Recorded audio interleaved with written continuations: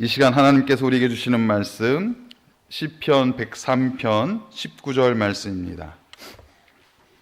시편 103편 19절 말씀입니다. 한 목소리로 봉독하겠습니다. 여호와께서 그의 보좌를 하늘에 세우시고 그의 왕권으로 만유를 다스리시도다. 아멘. 오늘은 웨스터민스터 신앙고백의 6번째 시간 제5장 섭리에 관하여라는 제목으로 함께 말씀을 나누는 시간을 갖도록 하겠습니다. 모든 사람들은 자신만의 세계관을 가지고 있죠. 인본주의 세계관. 이 세상의 주인은 사람이다. 그래서 이 세상의 모든 역사는 사람이 만들어가는 것이다. 그 인본주의 세계관을 가지고 있는 부류도 있고 또 운명론적 세계관을 가진 부류도 있습니다. 여러분, 운명이란 단어의 뜻을 아세요? 이 운자가 옮겨 다닐 운자에 명이 목숨 명자입니다. 운명이라는 뜻이 뭐냐면 목숨이 옮겨 다닌다는 거예요. 참 재밌더라고요. 뜻을 보니까 이 목숨이 옮겨 다닌다. 뭐 때문에 옮겨 다닐까요? 이름 때문에. 이름 때문에 운명이 바뀐다는 거예요. 그래서 이름을 막 바꾸잖아요. 또 연예인들 보면은 이름을 막 개명하고 또 예명을 쓰지 않습니까? 그래서 이름 때문에 운명이 바뀐다고 그래요. 또 어떤 사람들은 손금 때문에 운명이 바뀐다고 믿는 사람도 있어요. 또 어떤 사람들은 사주팔자 때문에 운명이 바뀐다라고 생각하고 있는 사람들이 있죠. 또 어떤 사람들은 조상의 묘자리 때문에 운명이 바뀐다고 생각하는 사람들이 있습니다. 그렇잖아요. 그래서 그 운명을 어떻게 해서든지 바꿔보려고 하는 사람들의 노력과 열심이 있다는 거예요. 운명론적인 세계관에 빠져있는 사람들이죠. 또 하나는 유물론적 세계관을 가진 사람들이 있어요. 유물론적 세계관은 뭐냐면 물질 우상주의예요. 물질 우상주의. 정신세계는 물질세계보다 한참 밑에 떨어져 있는 하찮은 것으로 여기는 거예요. 그래서 물질을 최고로 여기는. 그래서 이 유물론적 세계관에 빠지게 되면은 이 영적인 세계를 인정하지 않습니다. 그래서 유물론적 세계관에 빠진 사람들은 하나님을 인정하지 않아요. 물질 우상주의, 내 눈앞에 보여지는 물질만을 최고의 가치로 여기며 살아가는 사람들이죠. 또 반대되는 사람들이 샤머니즘에 빠져있는, 샤머니즘 세계관에 빠져있는 사람들이에요. 이 사람들은 정신세계, 특별히 영적인 세계를 최고로 가치로 여겨요. 물질을 하찮은 것으로 여깁니다. 그래서 이 샤머니즘에 빠져있는 사람들의 특징이 뭐냐면 귀신을 숭배하는 거예요. 귀신 숭배. 그래서 용하다는 무당을 찾아가고 또 영매, 자신과 귀신의 세계를 연결시킬 수 있는 그 존재들, 그런 사람들을 찾아간다라고 볼 수가 있는 거예요. 여러분, 이 귀신에 쌓여 있으면요, 이 무당들이 굿을 왜 해요? 내가 지금 어떤 귀신의 공격을 당하고 있는데 이 귀신을 쫓아내려면은 더 큰 귀신, 더 힘센 귀신을 모셔와야 돼요. 결국 귀신이 귀신을 부르는 거예요. 귀신론에 빠져있는, 그 샤머니즘에 빠져있는 사람들의 모습이다라고 우리가 볼 수가 있습니다. 그렇다면 우리 그리스도인들의 세계관은 과연 어떤 세계관일까?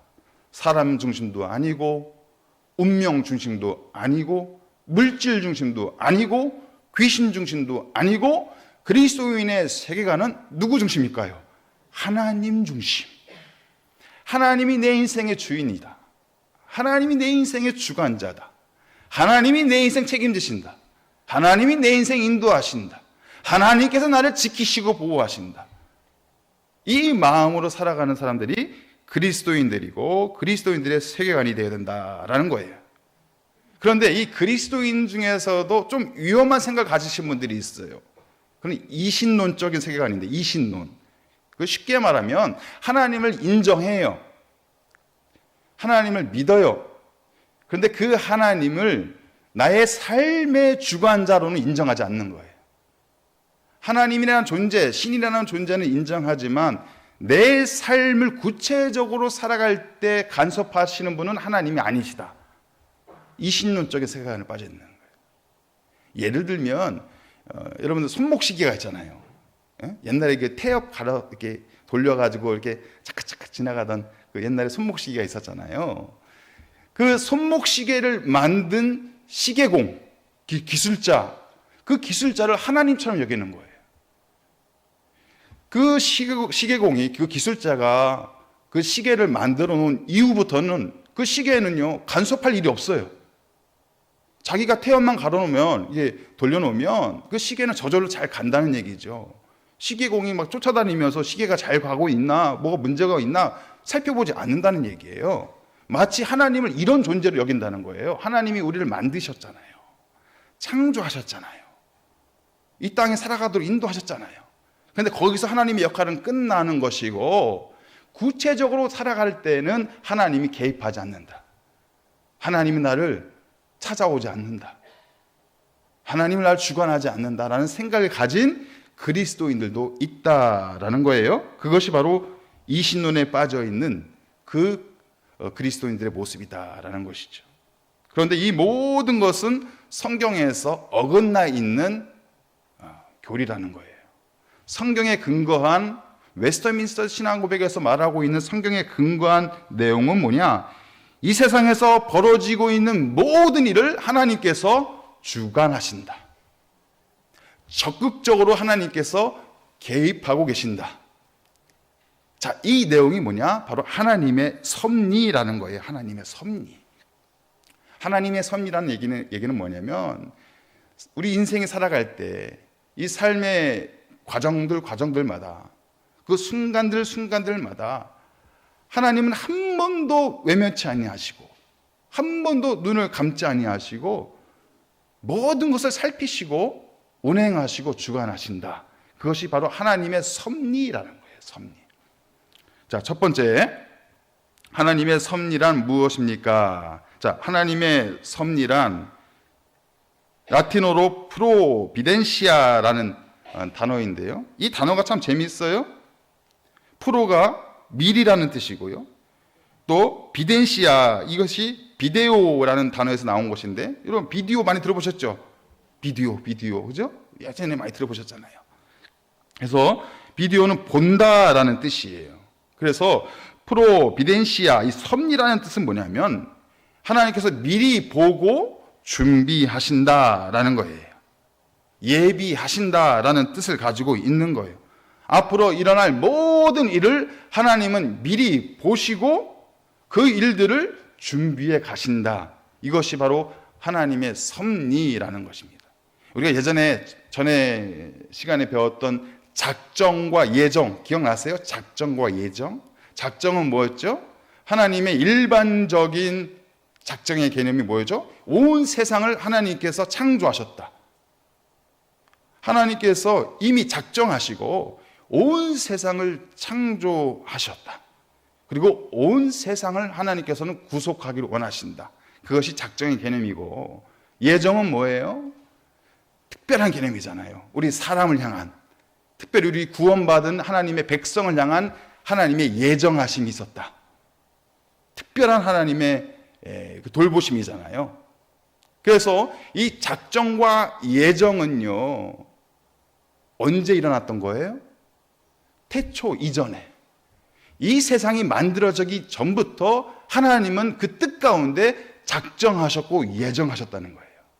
그래서 우리 구원받은 하나님의 백성들은 이 작정과 예정에서 벗어난 사람이 없다는 거예요. 예를 들면 하나님이 예정도 안 하셨는데 우연히 구원받으신 분이 한 분도 없다는 거예요.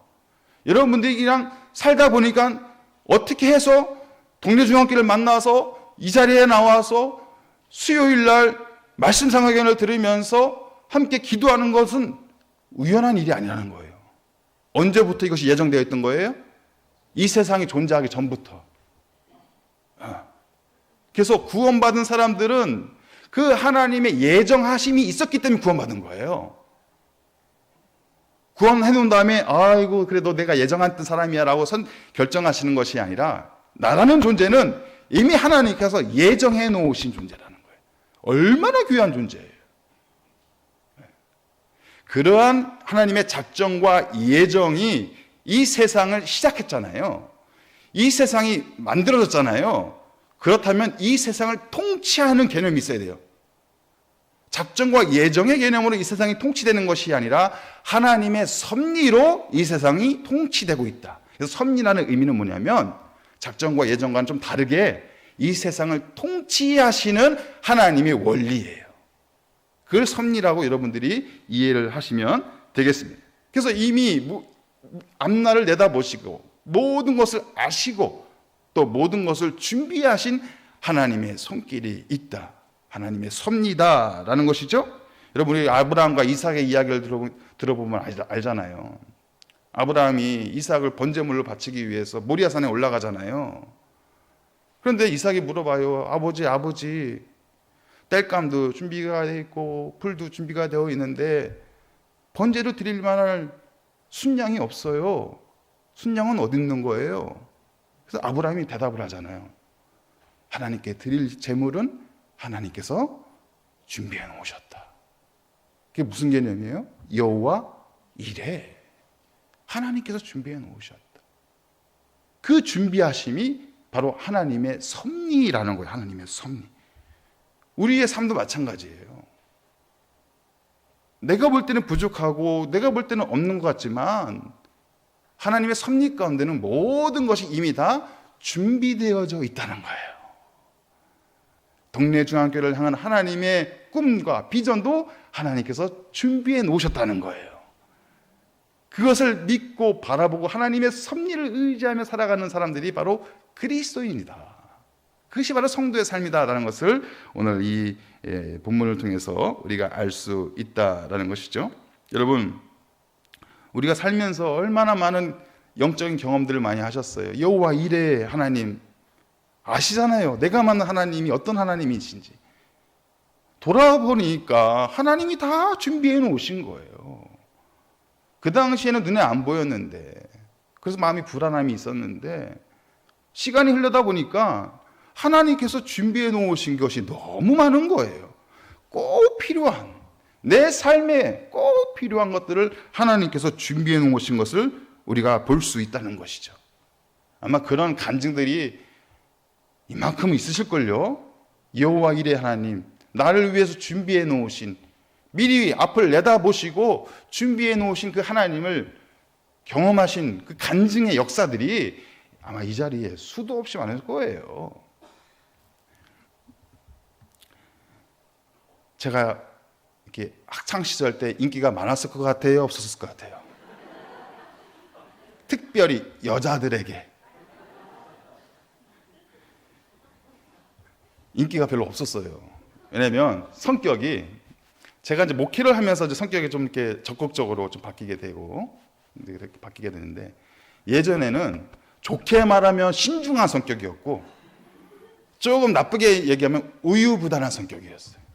네, 정말로 내성적인 성격이라서 이 사람들과의 이 관계가 그렇게 원만하지 않은, 부끄러움이 많고 혼자 있길 좋아하고 막 안 믿겨지시죠?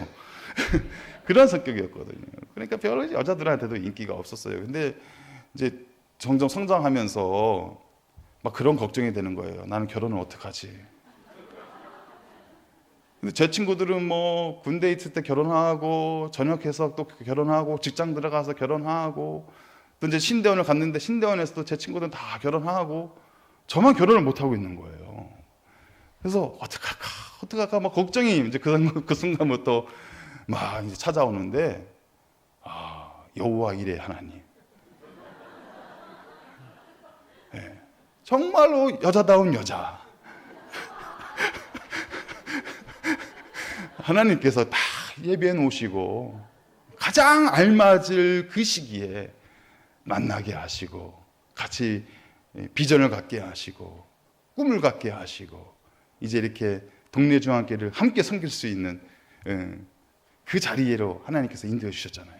그러니까 돌아보니 그 당시에는 걱정이 되고 걱정스러운 마음이 너무너무 컸는데 다 돌아보니 하나님께서 때에 맞춰서 모든 것을 다 예비해 놓으셨고 준비해 놓으셨다. 그러한 고백을 우리가 아니할 수 없는 것이요. 저만의 고백이겠습니까? 이 자리에 계신 모든 분들의 고백이죠. 하나님께서 여호와 이레 하나님으로 우리의 모든 것을 아시고 준비하시는 하나님의 섭리가 있음을 믿으시길 바랍니다. 2번, 섭리의 두 가지 방법이 있는데요. 보존과 통치다. 자, 하나님의 섭리는 피조물들을 보존하고 통치하신다라는 개념인데 1항을 한번 읽어보겠습니다. 1항 시작. 만물의 위대한 창조자이신 하나님은 자기의 지혜와 권능과 의와 선과 자비의 영광을 찬양하기 위하여 틀림없는 예지와 자유롭고 변함이 없는 자신의 뜻의 계획을 따라 가장 지혜롭고 거룩하신 섭리로서 가장 위대한 것에서로부터 가장 작은 것에 이르기까지 모든 피조물과 행동과 물질을 보호하시고 지도하시고 처분하시고 통치하신다. 뭐 여러 가지 의미가 있는데 핵심은 마지막에 있는 그 동사예요. 보호하시고 지도하시고 처분하시고 통치하신다. 그래서 하나님의 섭리는 우리 모든 피조물을 보호하시고 통치하신다라는 거예요. 보호하시고 통치하신다. 창세기 1장 1절에서 보시면 하나님께서 태초를 창조하신다는 말씀이 있잖아요. 창조하신다. 그 창조하신다의 히브리 원어가 바라예요. 바라. 그 바라의 뜻이 뭐냐면 만드시고 보존하신다는 뜻이에요. 만드신다는 뜻만 있는 게 아니라 만드시고 보존하신다는 거예요. 빛이 있으라 해서 빛이 쫙 생겼잖아요. 그 창세기의 역사를 보면 빛이 있으라 해서 빛이 쫙 있었잖아요. 근데 그 빛이 사라질 수도 있잖아요. 창조하셨는데 그 빛이 사라질 수도 있잖아요. 근데 그 빛이 지금까지 보존되고 있어요. 신기하지 않으세요? 이 태양빛이 하나님께서 만들어 놓으신 이 태양빛이 지금까지 보존되고 있어요. 그거 누가 하는 거예요? 저절로 막 태양이 내가 뗄감 막 떼가지고 막 빛을 내는 거예요? 하나님께서 봐라 창조하시고 보존해 가시는 거예요. 창조하시고 보존해 가신다. 그것이 바로 보존의 의미예요. 히브리서 1장 3절 말씀 보시면 이는 하나님의 영광의 광채시요 그 본체의 형상이시라. 그의 능력의 말씀으로 만물을 붙드시며 그의 능력의 말씀으로 만물을 붙드신다고 그랬어요. 하나님께서 말씀으로 세상을 창조하셨죠. 그리고 이 세상의 모든 피조물을 말씀으로 붙들고 계시다는 거예요. 그게 바로 하나님의 섭리라는 것입니다. 하나님의 말씀이 우리를 지으셨고 또 그 말씀이 우리를 지금 붙들고 있다, 보존하고 있다는 거예요. 그것이 바로 하나님의 섭리의 방법이라는 것입니다. 사도행전 17장 28절 말씀해 보시면 우리가 그를 힘입어 살며 기동하며 존재하리라. 우리가 누구를 힘입어 산다고요? 그를 힘입어, 하나님을 힘입어 살며 우리가 기동한다, 산다, 움직인다. 누구를 힘입어? 하나님을 힘입어 살고 있다라는 거예요. 하나님이 우리를 붙드시고 지키시고 보존하신다. 하나님이 저와 여러분을 창조하셨잖아요. 만드셨잖아요. 이 땅에 나오게 하셨잖아요. 그것으로 창조의 역사가 끝난 게 아니라 우리를 보존해 가신다는 거예요. 여러분들의 삶의 숱한 고비고비마다 여러분들의 삶을, 인생을 하나님께서 책임지시고 지키시고 보존해 가신다는 거예요.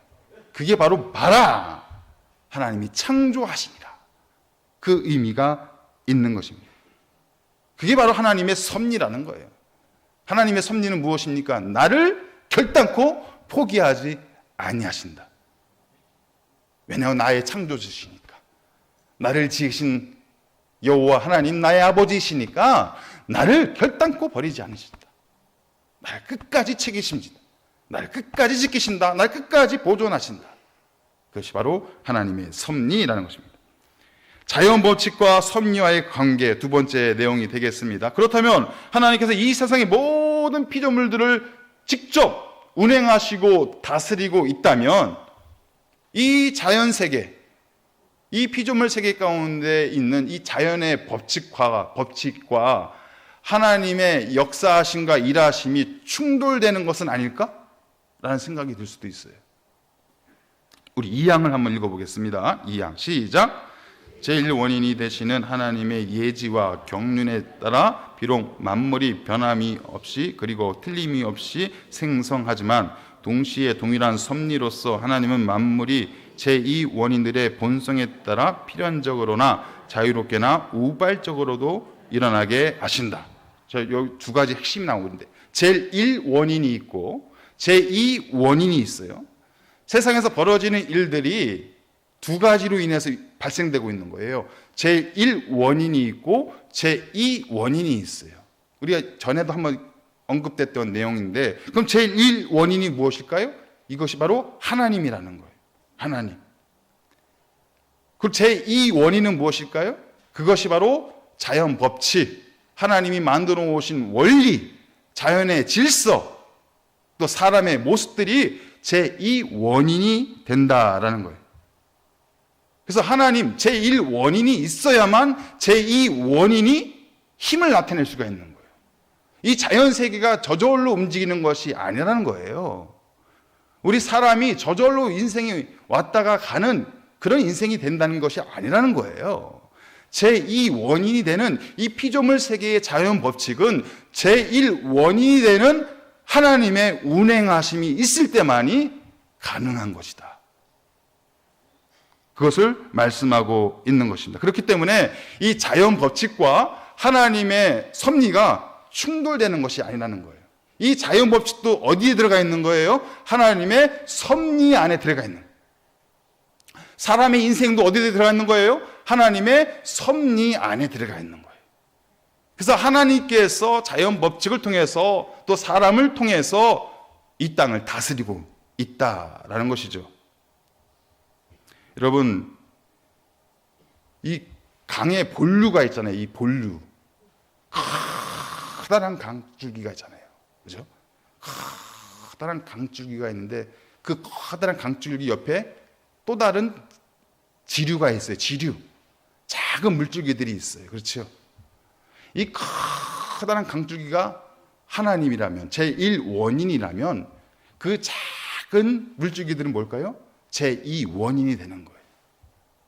그래서 이 커다란 강줄기가 중심에 있어야만 이 지류가 존재할 수가 있는 거예요. 지류 혼자서 존재할 수 있는 것이 아니라는 거예요. 그것이 바로 제1원인이고 제2원인의 모습을 상징적으로 드러내는 모습이다라고 볼 수가 있습니다. 여기서 중요한 것은 그 모든 자연 질서의 성질을 따라서 또 자연 법칙을 따라서 하나님은 규칙적으로 역사하신다라는 거예요. 하나님의 섭리는 그 자연 질서를 통해서 또 사람의 그 형상을 통해서 이 땅 가운데 드러나게 된다라는 거예요. 그렇지만 거기에서 끝나는 것이 아니라 하나님의 섭리는 그 자연 질서를 초월해서 사람의 성질을 초월해서 나타날 수도 있다라는 거예요. 그게 뭐예요? 그게 기적입니다. 기적. 기적의 의미는 뭐냐면 자연 질서를 초월하는 거예요. 자연의 법칙을 초월하는 거예요.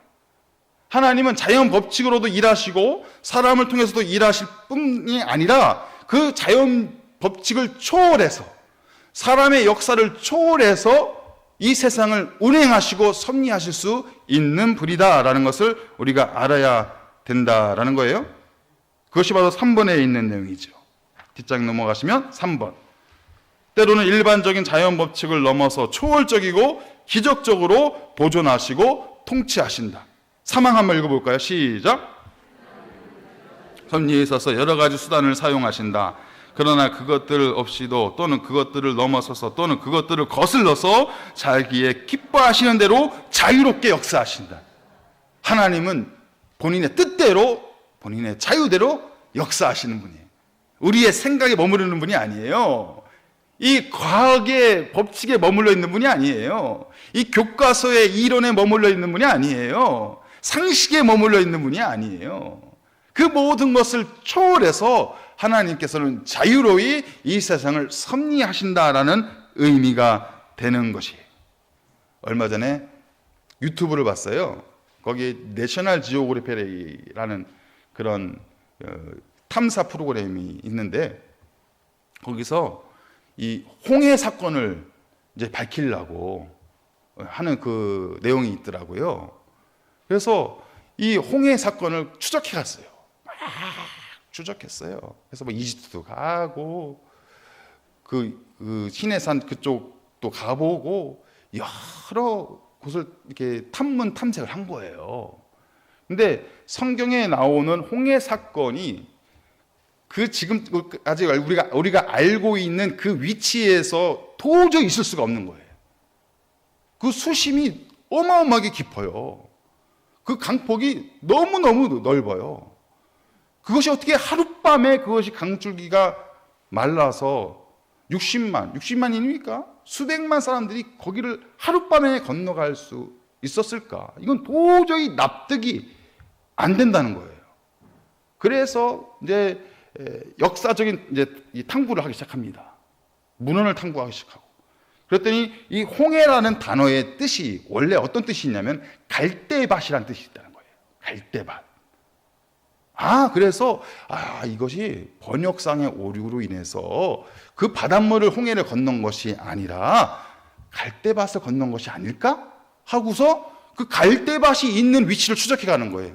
그랬더니 홍해하고는 정반대 방향, 저 북쪽에 지중해 방향으로 그 갈대밭이 있는 위치가 나오는 거예요.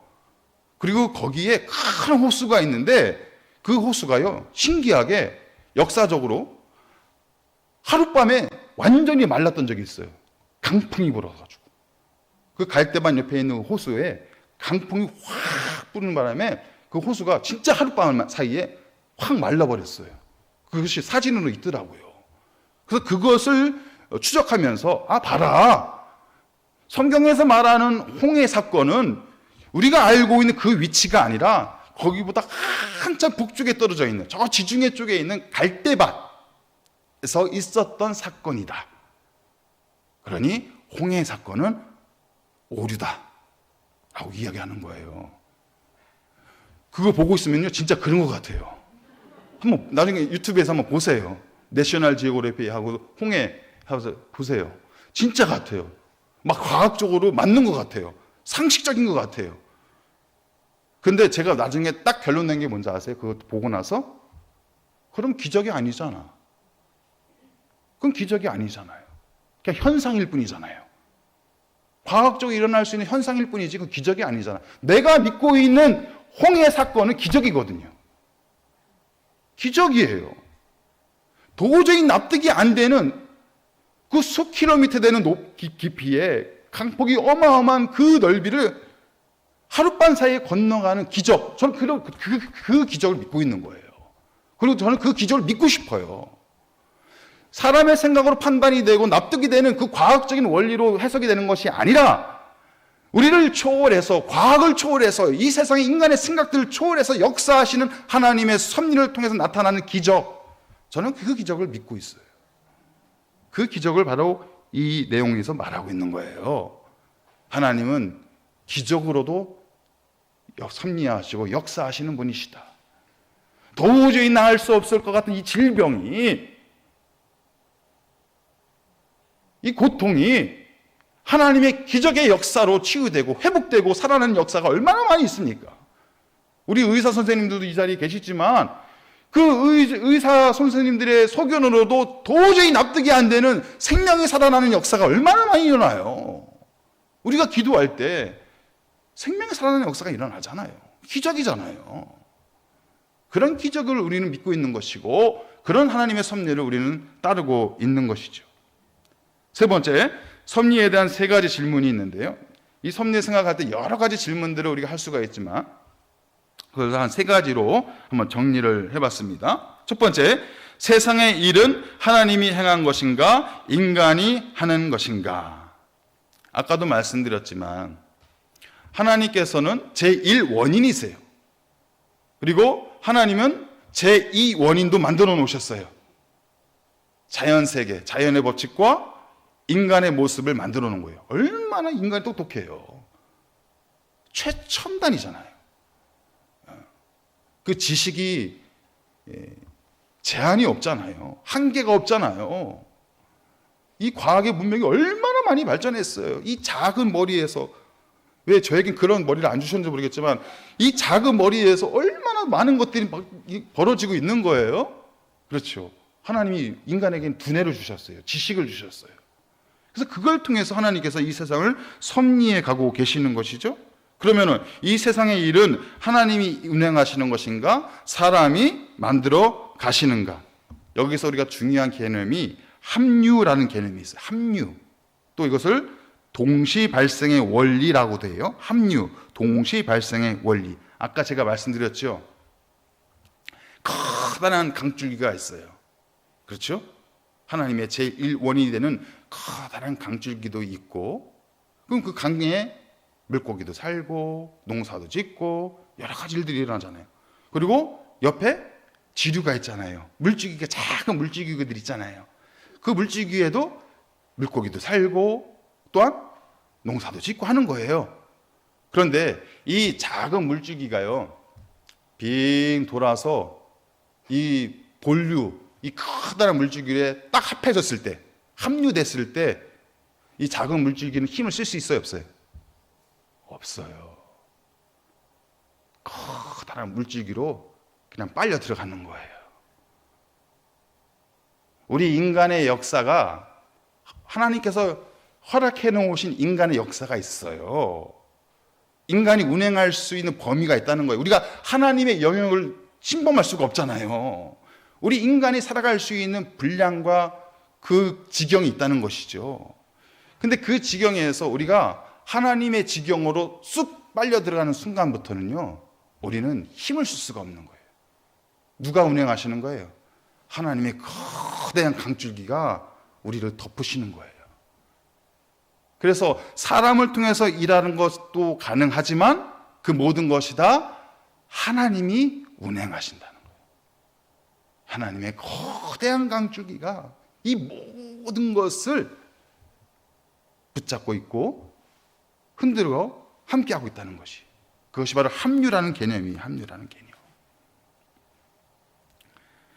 그렇다면 또 두 번째 이런 질문이 나타날 수가 있죠. 하나님은 믿을 만한 분인가, 믿지 못할 만한 분인가? 여러분, 하나님 믿을 만한 분이세요? 믿지 못할 만한 분이세요? 하나님 믿으세요? 안 믿으세요? 하나님 믿을만 하니까 여러분 이 자리에 나와 있는 거예요. 하나님 믿을만 하니까 우리가 밤에 잠도 자는 거예요. 만약에 하나님을 믿을 만한 분이라고 우리가 생각하지 못한다면요, 이 염려와 두려움과 걱정이 얼마나 큰지 몰라요. 우리가 이 지구라는 이 땅덩어리가 이 궤도에서 한치의 오차도 없이 돌고 있잖아요, 우주에서. 근데 하나님이 우리가 믿을 만한 분이 아니에요. 하나님이 오늘 좀 피곤하다 야 하고서 이 지구를 저 멀리 톡 갖다 놓으시면 어떻게 되는 거예요? 우리는 없어지는 거예요. 없어지는 거잖아요. 하나님이 만약에 그런 변덕을 가지고 계신 분이라면 아침 따로 점심 따로 저녁 따로 생각이 늘 바뀌시는 분이라면 우리가 어떻게 두 발 벗고 살 수 있겠냐고요. 내일 무슨 일이 일어날지 모르는데. 우리가 잠재의식 속에서 우리는 하나님은 믿을 만한 분이다라고 다 인정하고 계시는 거예요. 믿을 만한 분이니까 이 자리에 나와서 예배 드리는 거고, 하나님을 믿을 만한 분이니까 우리가 밤에 잠자리도 자는 것이고, 내일 반드시 해는 뜨게 돼 있어요. 이런 확신이 없이 우리가 어떻게 살아가요? 그렇죠? 내일 반드시 해는 뜨게 돼 있어요. 또 내일 우리는 희망찬 아침 맞이하게 돼 있는 거예요. 하나님이 그렇게 우리를 운행하시고 섭리하고 계시다는 그 증거가 되는 것이죠. 또 하나는 하나님은 선하신가라는 질문이에요. 하나님은 선하신가? 자, 우리 사항 그 밑에 한번 보겠습니다. 사항 읽어보겠습니다. 시작. 하나님의 전능하신 권능과 측량할 수 없는 지혜와 무한하신 선이 섭리 가운데에서 매우 분명하게 나타나고 있다. 이 세상의 모든 섭리 가운데 세 가지가 나타나고 있어요. 하나님의 권능, 전능하신 권능이 나타나요. 하나님은 능력 있으신 분이에요. 하나님은 하시겠다면 하시는 분이에요. 하나님은 작정하신 대로 이 땅을 운행하시고 예정하신 대로 하나님의 백성을 구원하시는 분이에요. 하나님은 전능하신 분이에요. 두 번째, 하나님은 측량할 수 없는 지혜를 가지고 섭리하신다는 거예요. 아무 생각 없이 일하시는 분이 아니라는 거예요. 아무 생각 없이 사시는 분도 계시죠? 근데 하나님은 아무 생각 없이 섭리하시는 분이 아니라 우리가 측량할 수 없는 지혜로 한치의 실수와 오차도 없이 완벽하게 이 땅 가운데 섭리하시고 우리와 함께 하신다는 것입니다. 또 하나 마지막 나오는 것이 무한하신 선이 있다. 하나님은 선하신 분이라는 거예요. 능력이 있어요. 힘이 있어요. 권력이 있어요. 지혜가 있어요. 지식이 있어요. 그런데 그 존재가 만약에 악한 존재라면 어떻게 하시겠어요? 선하지 아니하고 그 존재가 힘이 있고 권력이 있고 누구도 감당할 수 없는 지식이 있고 지혜가 있고 완벽한 존재인데 그 존재가 악해요. 어떻게 살아요? 네. 그런 권력자 앞에서 우리가 어떻게 살 수가 있어요? 살 수가 없는 거예요. 그런데 감사하게도 그 하나님의 존재가 뭐라고 말씀하고 있어요? 선하시다. 선하신 나의 하나님. 그 하나님을 우리가 믿고 있는 것이고 그 하나님을 우리가 따르며 살아가고 있는 것 아니겠습니까? 네. 그 하나님의 선하시다는 그 의미는 뭐냐면 하나님은 우리의 실수와 죄악과 허물을 가지고도 반드시 선한 열매를 맺을 수 있다는 거예요. 우리는 연약하잖아요. 우리는 불완전한 존재잖아요. 이 세상도 타락한 존재잖아요. 그런데 하나님께서 왜 우리 연약한 이 존재와 죄 많은 이 존재, 타락한 이 세상을 섭리하실까요? 빨리 그냥 버리시면 되지. 공의로우신 하나님, 선하신 하나님께서 이 타락하고 죄악 많은 세상들, 또 인간들 다 버리시면 되잖아요. 신경 안 쓰셔도 되잖아요. 근데 왜 하나님께서 끝까지 포기하지 않고 섭리하고 계시는 것일까요? 왜 통치하고 계시는 것일까요? 왜 다스리고 계시는 것일까요? 하나님은 자신이 있거든요. 이 세상 가운데, 타락한 이 세상 가운데 하나님의 나라를 만들 자신이 있는 거예요. 죄 많은 우리, 허물 많은 이 인생도 하나님은 변화시키고 새로운 사람으로 재창조하여서 하나님을 닮아가는 의로운 존재로 만들어 가실 자신이 있는 거예요. 왜냐? 하나님은 선하신 분이기 때문에, 완전히 선하신 분이기 때문에 그 역사를 만들어 가실 수가 있는 거예요. 그 의미를 포함하고 있는 개념입니다. 2번, 하나님의 섭리는 이 세상의 죄악도 다스리는가? 우리 사항 이어서 한번 읽어보겠습니다. 시작. 확대될 뿐만 아니라 그 외의 천사들과 사람의 모든 죄에도 적용되며 또한 그 타락과 죄를 단지 허용하기만 하시는 것이 아니라 오히려 가장 지혜롭고 강력한 제한을 가하기도 하신다. 또는 여러 가지 복잡한 경륜 안에서 자기 자신의 거룩한 목적을 따라서 그들을 정하시고 다스리신다. 하나님께서는 그 죄악을 허용하시는 것뿐만이 아니라 오히려 가장 지혜롭고 강력한 제한을 가하기도 하신다.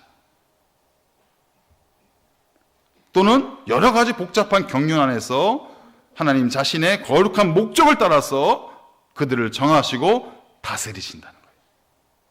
하나님께서 이 세상에 있는 그 타락한 모습들, 우리의 죄된 본성들을 하나님께서 강력하게 제한하신다는 거예요. 한없이 이것이 막 번져가는 것이 아니라 막 산불이 막 번져가듯이, 강력한 바람이 불어서 막 번져가듯이 그렇게 막 온 천하를 막 뒤덮고 번져가는 것이 아니라 하나님의 경륜이 여러 가지 복잡한 하나님의 경륜 안에서 그것이 제한된다는 거예요.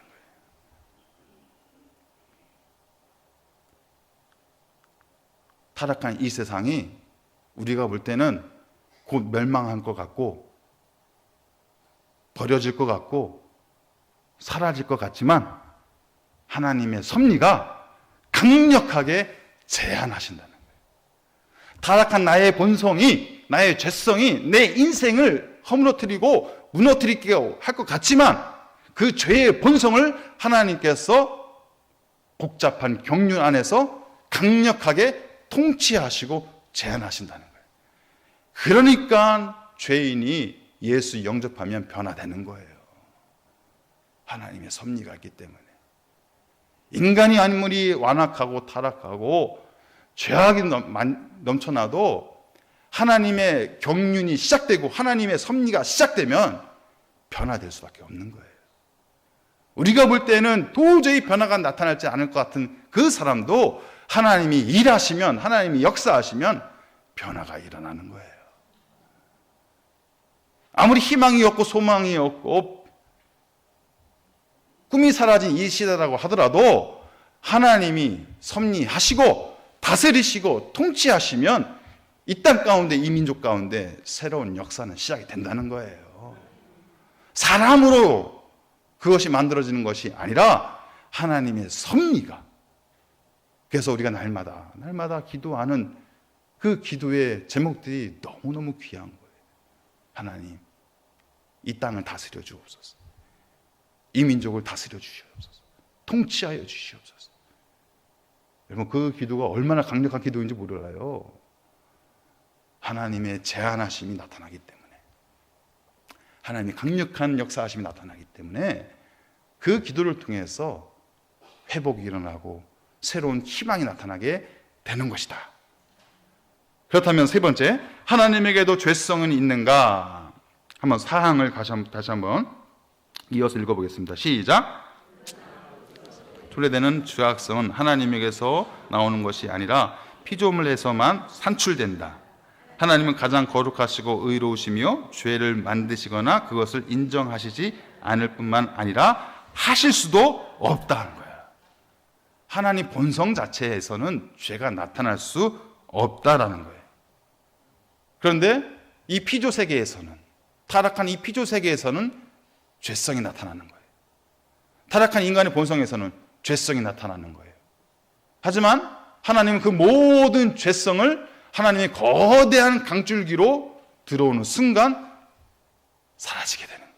여러분, 그 지류가 아무리 더러운 물이고 또 오염된 물이라고 하더라도요, 그 지류가 거대한 이 본류, 그 강줄기로 딱 들어오는 순간 그 더러운 오염된 모습들은 나타날 수가 없는 거예요. 하나님의 품에 우리가 들어가게 되면, 그 크신 하나님의 넓은 품 안에 우리가 들어가게 되면 나의 그 연약함, 나의 그 부족함, 나의 허물과 실수, 죄성, 그 모든 것은 감춰지게 되는 거예요. 감춰지게 되는 거예요. 그것을 지금 말하고 있는 거예요. 피조물에서만 그러한 죄악성이 나타나는 것이지 하나님은 그 죄를 만들 수도 없고 만드시는 분도 아니다라는 것을 말씀하고 있습니다.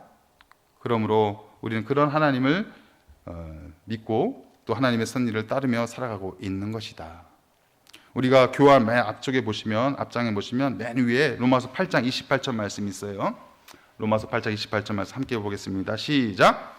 우리가 알거니와 하나님을 사랑하는 자 곧 그 뜻대로 부르심을 입은 자들에게는 모든 것이 합력하여 선을 이루니라. 모든 것이 합력하여, 선이 누구예요? 하나님이잖아요. 모든 일들이 하나님의 선 안에서 이루어져 가는 거예요. 그 모든 것 중에는 아까도 계속 말씀을 드리지만 우리의 연약함, 부족함, 우리의 죄악, 우리의 허물, 그 모든 것이 다 들어가 있는 거예요. 우리의 단점, 우리의 악함, 우리의 지나온 세월, 과거들, 그 모든 것이 다 들어가 있는 거예요. 그 모든 것이 하나님의 선이 나는 그 크신 품에 딱 들어가는 순간 반드시 합력하여 선을 이루어 가느니라 라고 말씀하고 있습니다. 네 번째, 하나님의 섭리와 교회. 그럼 하나님의 섭리는 어떻게 나타나는 것인가? 물론 이 자연 세계 가운데, 이 온 세상 가운데 하나님의 일반 섭리는 드러나겠지만 하나님의 특별한 섭리가 나타나는 곳이 있어요. 그 공동체가 있어요. 그것이 바로 교회라는 거예요. 하나님의 특별한 섭리가 나타나는 곳이 바로 교회라는 거예요. 7장 읽어보겠습니다. 하나님의 섭리는 보편적으로는 모든 피조물에게 미치지만 또한 특별한 방법으로 교회를 보호하며 모든 것이 교회에 유익이 되게 하는 데에도 미친다. 하나님의 특별한 섭리, 그것은 바로 교회를 향한 하나님의 뜻이라는 거예요. 지난 수요일에 뉴턴 교회가, 영국에 있는 그 스코틀랜드에 있는 뉴턴 교회가 헌당식을 하고 또 취임식을 큰 행사를 가졌습니다. 그래서 스코틀랜드에서도 매우 이례적인 사건이었고 우리 한국 장로교에서도 매우 이례적인 사건이었어요. 그 뉴턴 교회가 바로 존 로스 선교사님. 존 로스 선교사님이 누구냐면 우리 한국계 이 조선 땅에 처음으로 번역된 성경을 들이신 분이에요. 여러분, 우리 한국 선교는요 좀 특별한 선교예요. 세계 선교사에서도 유례를 찾아볼 수가 없어요. 선교사가 먼저 들어와서 함께 생활하면서 우리나라 말을 익히고 조선 말을 익히고 해서 성경을 만들어낸 것이 아니라 선교사가 들어오기 전에 성경이 먼저 들어왔어요. 그래서 한국 우리 기독교는요 말씀에 대한 갈망이 있는 거예요. 말씀 사경에 이거에 대한 엄청난 애착과 갈망이 있어요. 그래서 그 말씀이 성경이 번역돼서 들어오게 한 최초의 그 선교사님이 존 로스 선교사님. 존 로스 선교사님이 계신 곳이 바로 뉴턴 교회였던 거예요. 근데 아시다시피 영국 교회가 힘들잖아요. 막 하락하고 있어요. 성도들이 다 빠져나가고. 뉴턴 교회가 무너지기 직전이었던 거예요. 그 예배당이 뭐 술집으로, 뭐 나이트클럽으로 이렇게 팔려갈 그런 위기에 있었던 거예요. 그런데 하나님께서 어떻게 일하신 거예요? 그 영국 스코틀랜드와 전혀 상관이 없는 이 부산 땅에 있는 동네 중앙교회를 통해서 그 교회를 지키신 거예요. 위대한 선교의 역사입니다. 위대한 선교의 역사예요. 그 소식을 들었을 때 온몸에 전율이 일어나더라고요. 어떻게 이런 일이 일어날 수가 있을까?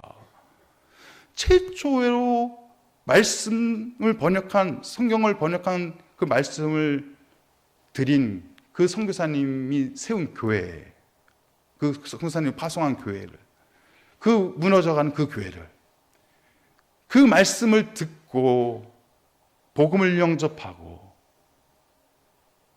71년 전에 세워진 이 동네 중앙교회가 이 교회를 통해서 그 교회를 지켜가고 다시 재건하는 위대한 역사를 보여주신 하나님.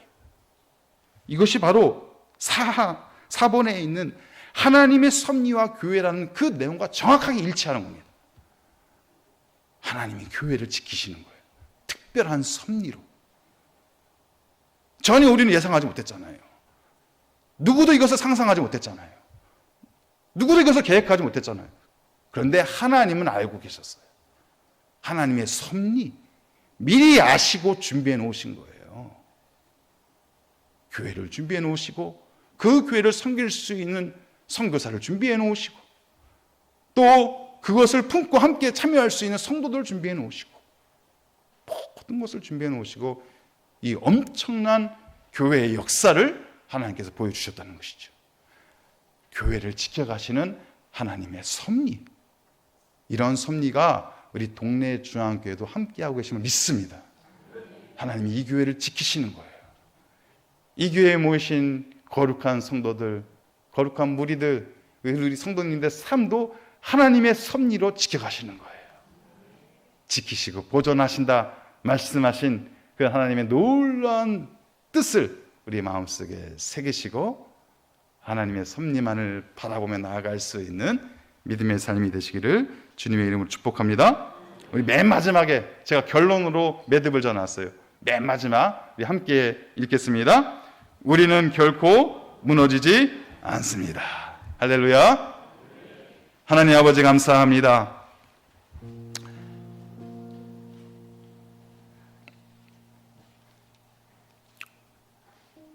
나를 지키시고 나를 보존하시고 지금까지 하나님의 자녀로 살아갈 수 있었던 것은 나와 함께 하신 하나님의 놀라운 섭리였음을 고백하며 나아갑니다. 하나님, 우리의 모든 필요를 이미 아시고 가장 좋은 곳으로 준비하고 계시는 하나님의 섭리, 그것을 바라보며 나아갈 수 있는 믿음의 걸음이 되게 하여 주시옵소서. 특별히 교회를 지키시고 보존하시는 하나님의 섭리를 기대합니다. 우리 동네 중앙교회 가운데 놀라운 하나님의 섭리를 보여주셔서 70년, 또 다른 70년을 준비하며 나아갈 수 있는 거룩한 행진이 되게 하여 주시옵시고 하나님의 나라를 이 땅 가운데 일구어 갈 수 있는 복된 처소가 되게 하여 주시옵소서. 감사하며 예수 그리스도의 이름으로 기도하옵나이다. 아멘.